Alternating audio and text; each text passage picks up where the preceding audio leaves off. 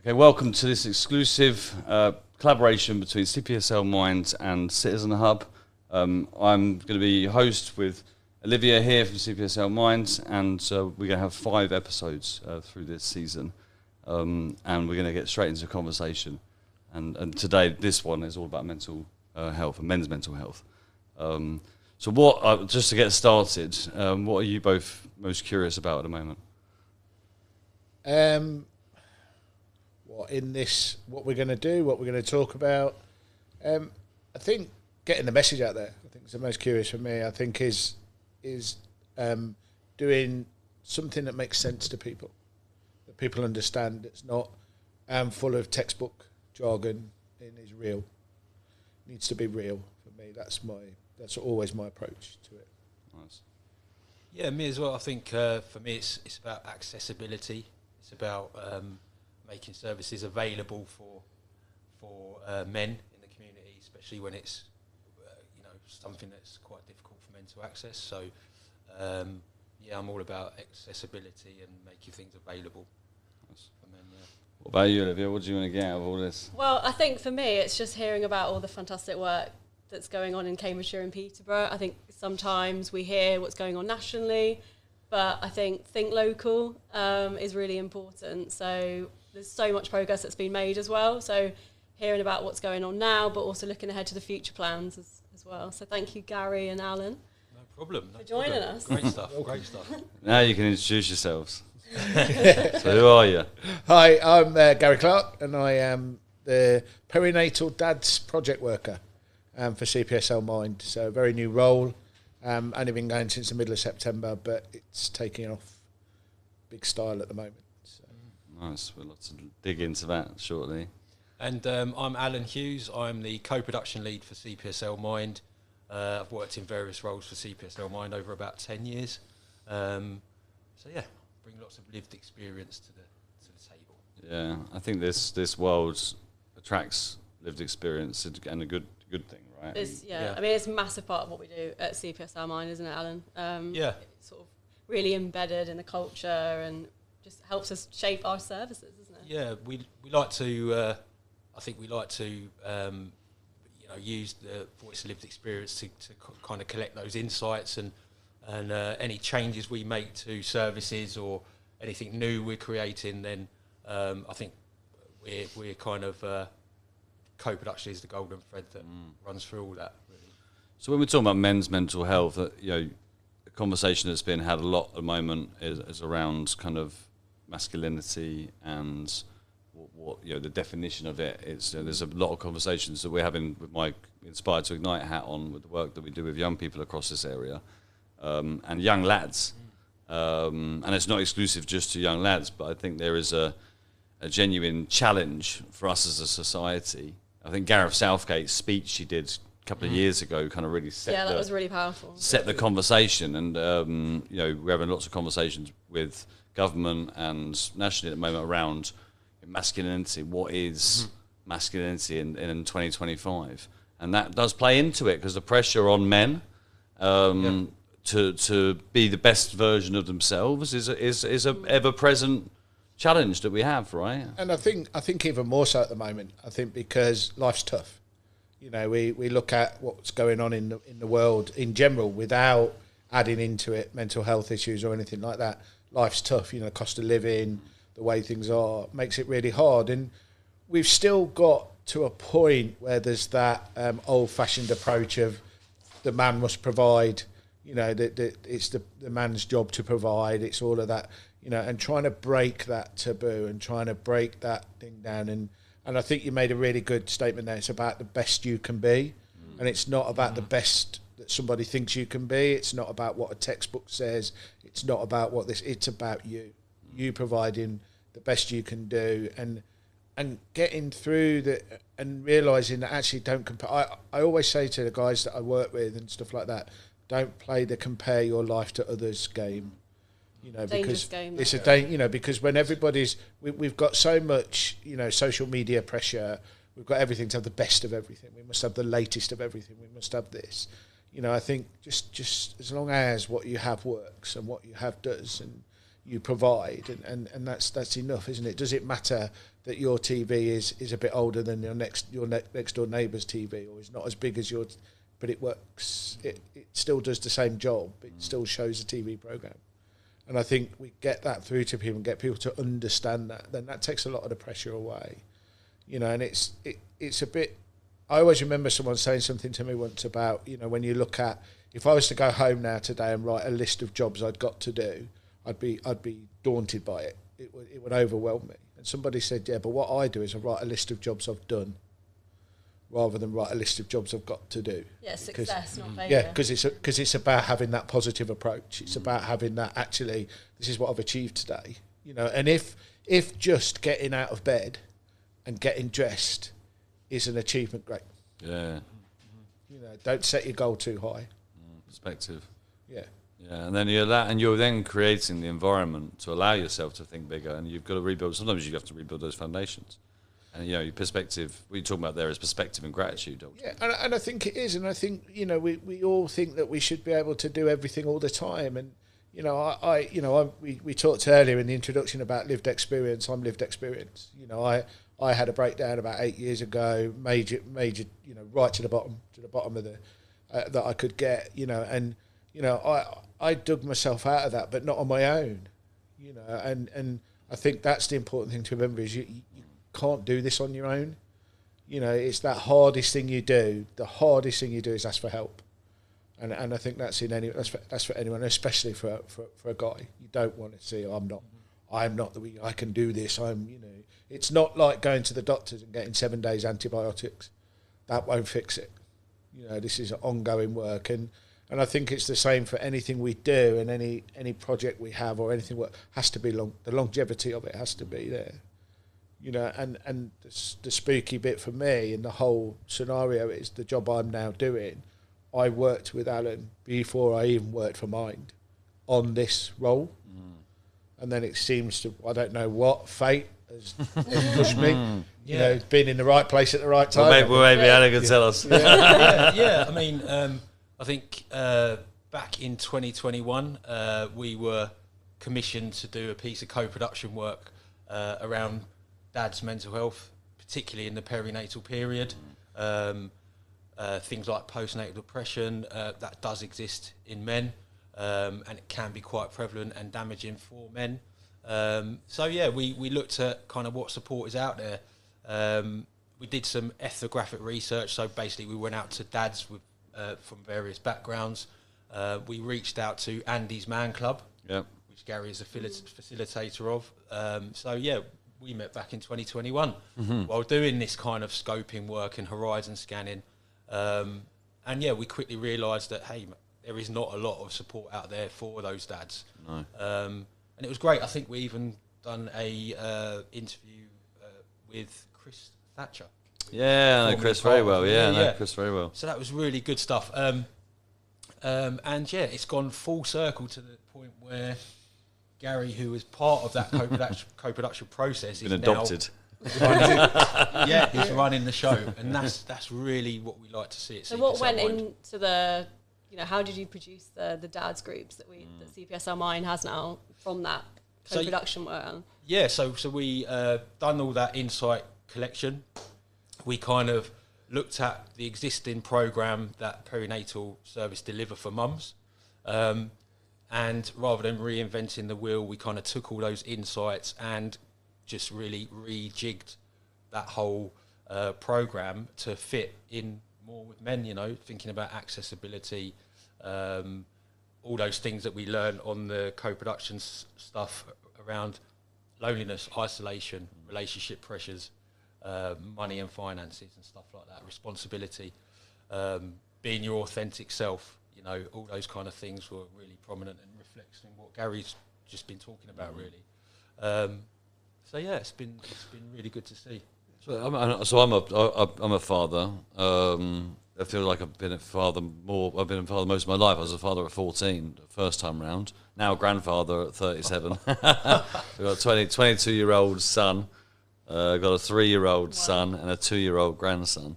And I remember, obviously being a teenage father, there was no support. There was I didn't know where to turn. Must have been so isolating. It was crazy, and because you just didn't know what to think, and it's never about you. And I'm, that's how it feels. You have to crack on and and even now, like 3 years ago, when we had Henry, me and my partner, your adrenaline kicks in, and it's all about mum and baby, and rightfully so, because I don't have the functions of which the baby can survive on. So rightfully so. But something does flip in your head, and unless you actually have that support around you, other people with lived experience that can walk that path with you, openly sharing your feelings and actually reflecting on that. I've got some good practices around my life that enable me to do that, but and I think not everyone has that, right? And I think that's the really important thing. I think that's the bit about when I in the work, the role I've been doing has been running now since the beginning of September or middle of September. So I'm just now ramping up. I've got about 12 guys that I see on a one-to-one basis.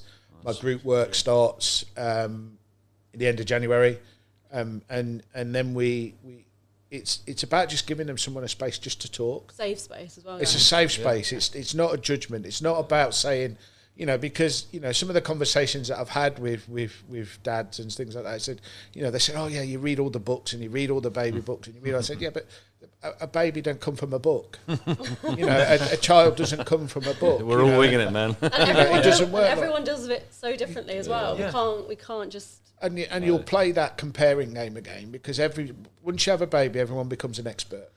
Everybody knows what's the best time for them to sleep. They'll decide that. They'll decide what they're going to do and how they're going to do it. And I think and it's almost make them feel as if they are a part of this. They are important in this role. Because like you said, I think everything gets pushed away. And everything. And with some of the sort of the research and reading that I've done and the stuff. My wife is a neonatal nurse, so she will say that very often, as a new parent, you are better off in a strange kind of way if your child goes into special care baby unit. You don't want them to be ill, you don't want them to be poorly, but she said they can get taught to be a parent. They get taught how to feed, they get taught how to change nappies, they get they'll get to see the signs and all of that.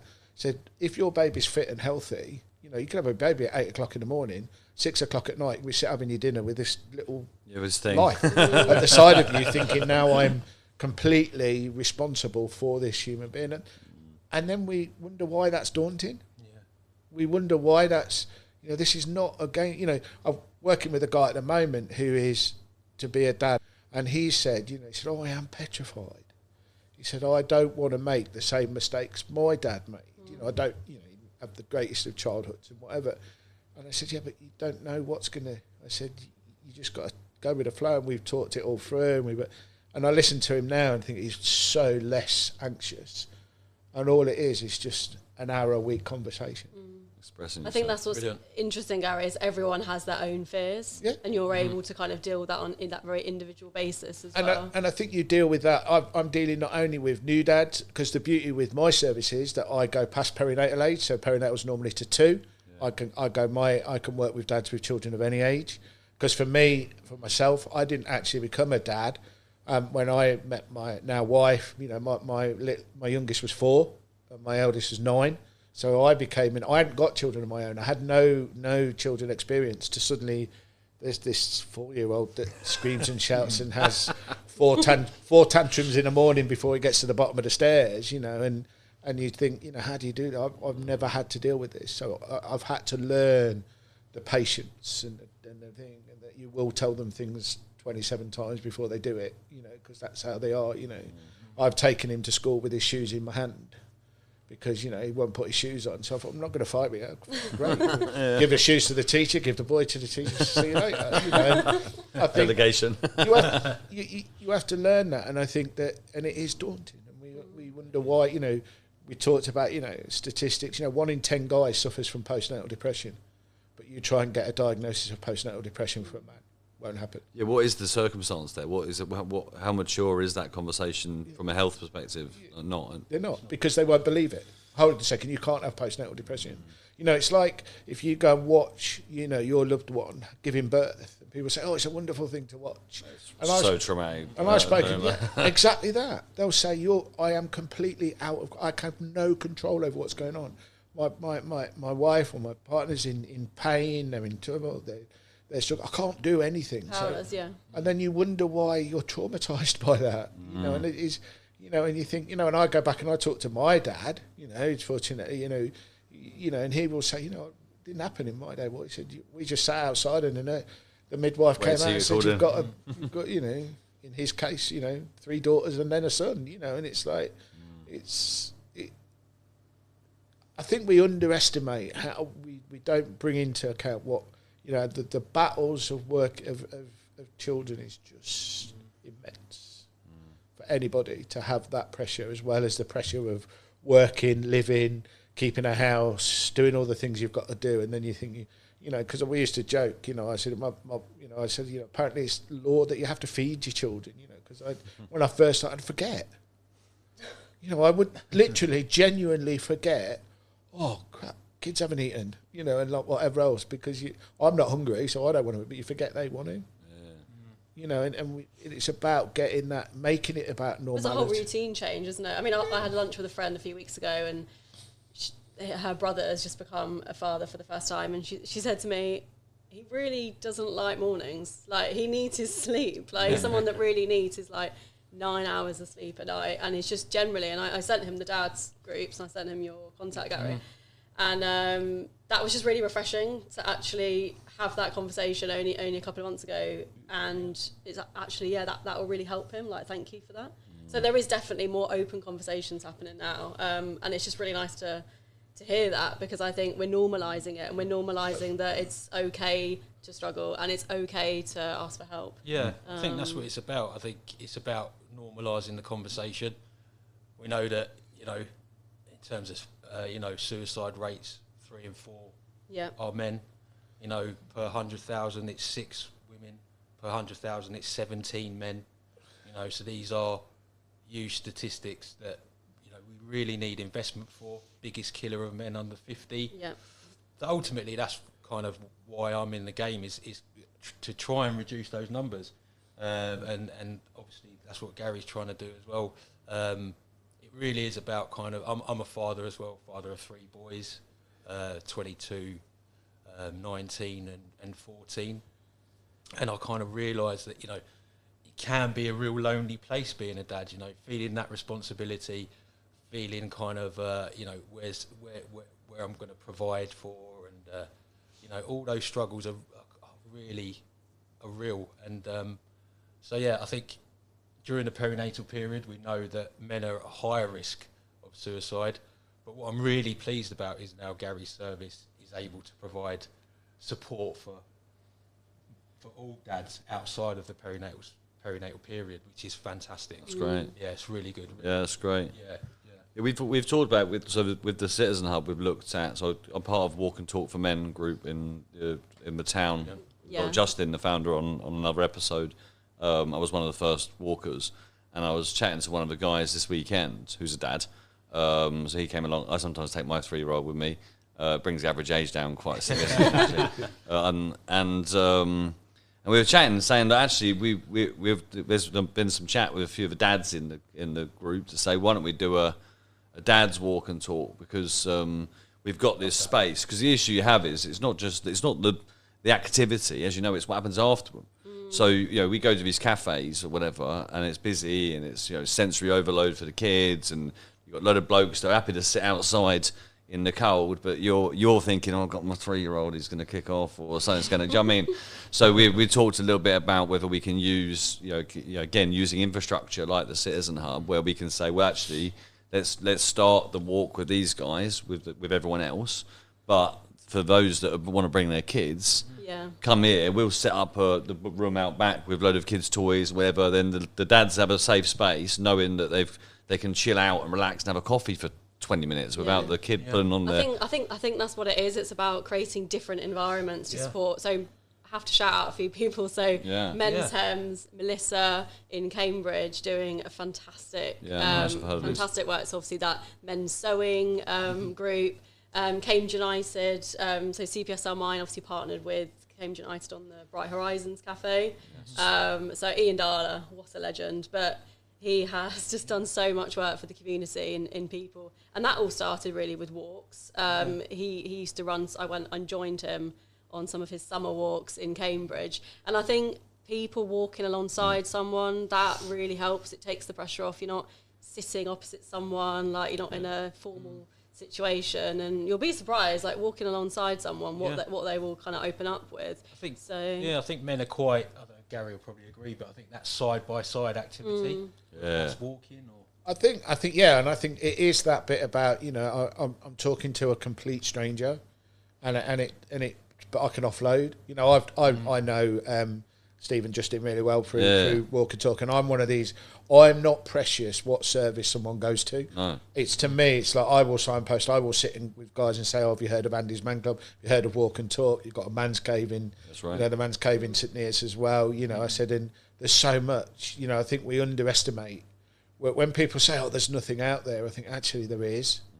I think we just got to get it in the spotlight. We've got to get it, and we've got to get people to go. And I think it's the same as, it's like if we go, you know, if you go to a football match or if you go to rugby and you sit with you go with your mate, you talk a bit more, because I know you're predominantly talking about the whatever it is you're watching, but also you get that because you're safe. You can have that conversation. You can be out there, like you say. You bring, you know, you choose, like I'm going. You know, I do a couple of Saturday dads groups. You know, and I've got one on Saturday this week. You know, and where dads just come with their kids and they play, and it's great to watch. You know, in a safe space. I've got no other pressure. There's no gadgets. There's no, you know, they're not doing the cheats way out of just giving them a gadget and saying I'll play on that and whatever else. They're playing with them. And I think until we can understand that actually that's what they need, we need a safe space. And I think that's the big, to me, that's the big word that keeps coming back, or the big things, that safe space, that thing where I can have that conversation. I'm not going to be judged. You know, I'm not going to be told that, oh, you know, you need to get on with it and do all that. Because if I could, I would. You know, and that's the big thing, you know, about it all. And you know, it's really hard to not over. We look at statistics, don't we? We look at figures, and you know, you can sit in you know, most people's working days 8 hours. You know, there'll be 4 guys in that 8 hours that will take their lives. You know, and when you start relating it to reality, you know, I used to do when I was a prison officer for 30 years, and part of my role, I used to train staff in suicide and self-harm, and I would be an 8-hour training day. You know, as Allan said earlier, you know, that bit about, you know, that we've got to get that message out there. We've got to keep and break that taboo. You know, that it is okay to talk, and I think we're getting there. I think we all have a role to play, though. Like we all, you know, we all have a, you know, father. We might have a son, grandfather. You know, we all have that role to play in society, and I think that's where, like, the Stop Suicide training that CPSL Mind run, that really comes in. It's about being alert. It's about recognising when someone's behaviour might change. It's about being honest.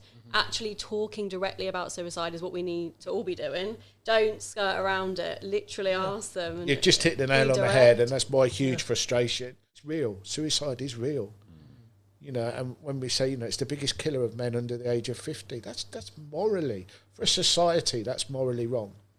But also like, if you have lived experience of suicide in your life or attempted around you, it's also one of the biggest enablers for transformation.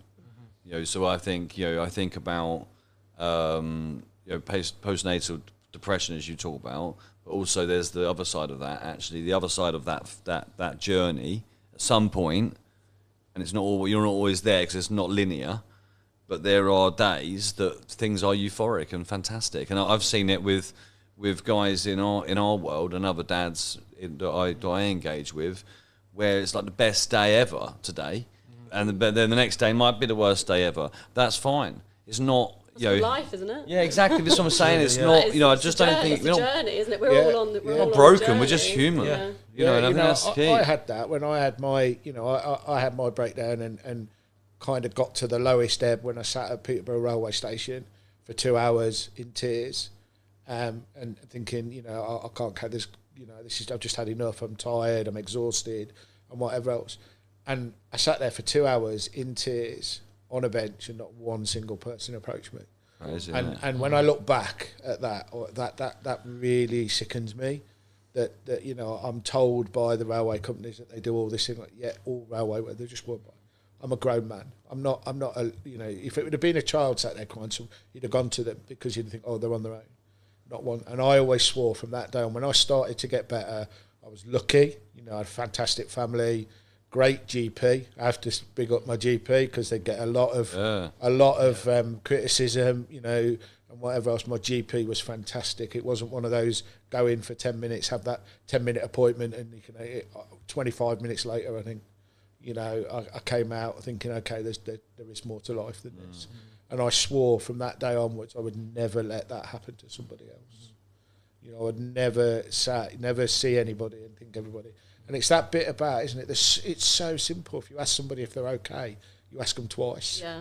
I always remember that. Yeah. Absolutely. Always remember that. It's the biggest thing, and be prepared for the answer. Yeah. If you're not prepared for the answer, if you haven't got time for the answer, don't ask the question. That's exactly. Yeah, I mean, it's all about actively listening. Yeah. It's so important. Yeah, I mean, in my spare time, I do a bit of like youth work for a local supported accommodation. Nice. I think, you know. Yeah, I know who. Yeah. Yeah, I'm glad you're there. Yeah. I mean, a lot of the young men in there really struggle with regulating their emotions and being their authentic self.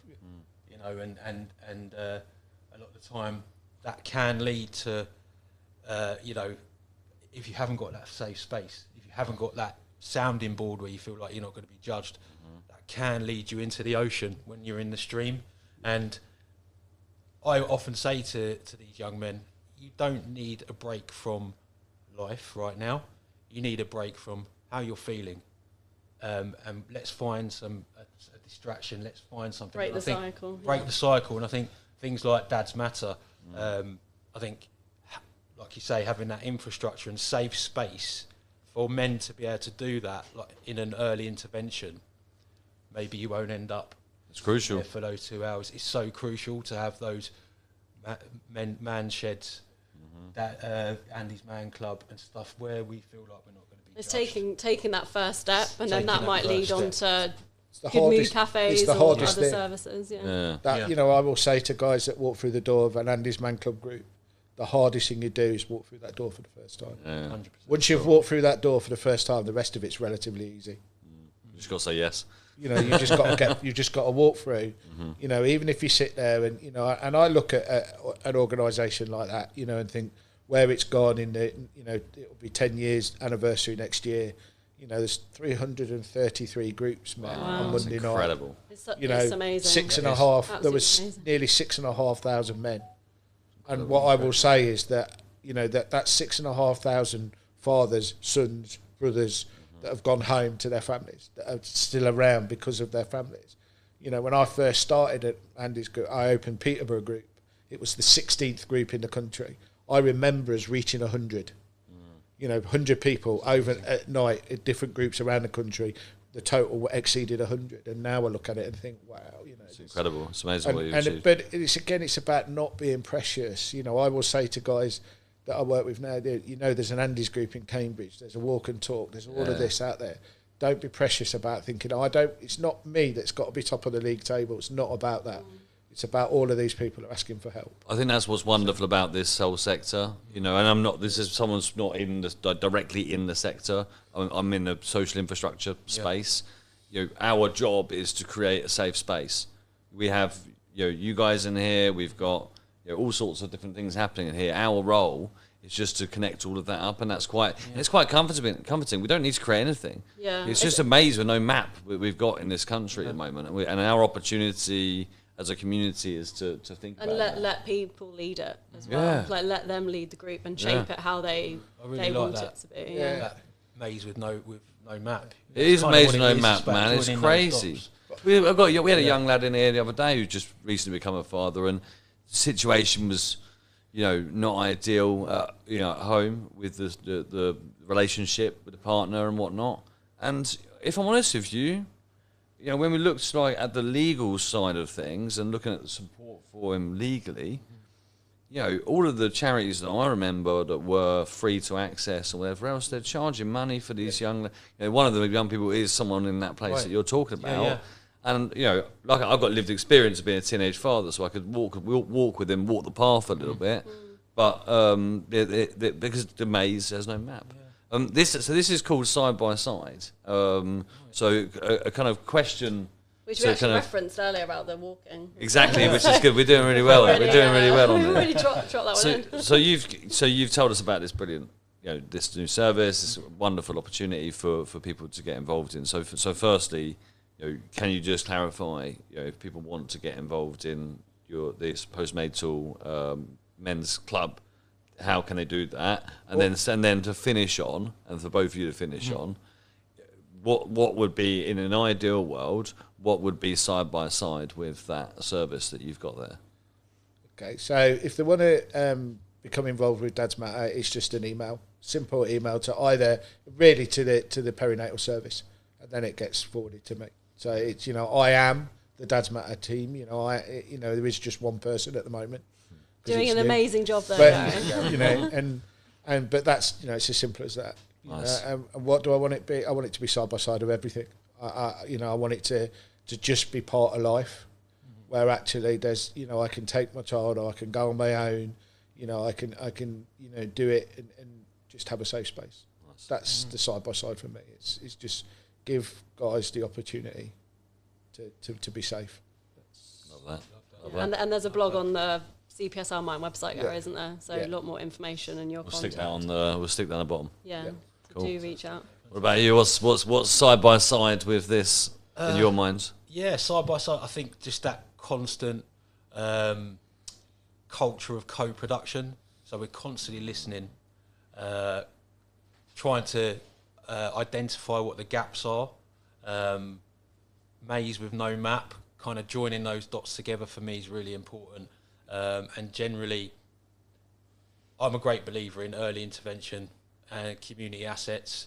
So, yeah, for me, it would just be things like Andy's Man Club, Men's Shed, Citizen Hub, times 10 for me. You know, having those safe spaces where men can just be their authentic self, not feel judged, and feel some empathy. I think that's for me. Amen to that. Yeah. And I think for me, it's just everyone in society taking that active role to be alert, to listen, and to really engage. I watched this amazing video yesterday, actually, with Movember.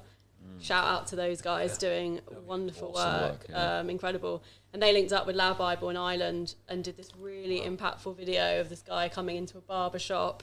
And he came in, I think it was about the third or the fourth time he came in that eventually he opened up. But the fact is the barber just didn't give up on him. Like, he knew something wasn't quite right. He knew, and I think it keeps showing up. And obviously CPSL Mind will keep showing up. But we do need support in order to do that. So really just, all the work that we're doing, but shout out for everyone who continues to support us in the communities. Love that. So I'll finish then with, I was thinking about the analogy around football. I don't know if you remember the Norwich advert. And I think about that. I'm a judge for Charity Film Awards, and that was one of the winners at the awards. I remember seeing that in the submissions. Yeah, really powerful. I think just, I think about signals in society. What you were talking about when you were sat for 2 hours and no one stopped. For me, it's community needs to start taking ownership of this. It is a scary topic to start with, but eventually it doesn't become a scary topic. It becomes a normal conversation. So I think what I want to see side by side with what you're doing is opening up the conversation for dads to not have to go there for that conversation. So actually what you're doing is there's a halo effect around there. Best practice is going to exist here. I know that for sure, because you guys are best in class. But ultimately the community can learn from that, and it's I think it's our opportunity as a community infrastructure project to spend the time to include you in those co-design work that we're doing within infrastructure and spreading the word to ensure that it becomes normal for dads to put a head on each other's shoulders every now and again, and yes, okay, fine, We're still learning. We're all winging it. I think that's where we started. That's ain't changing.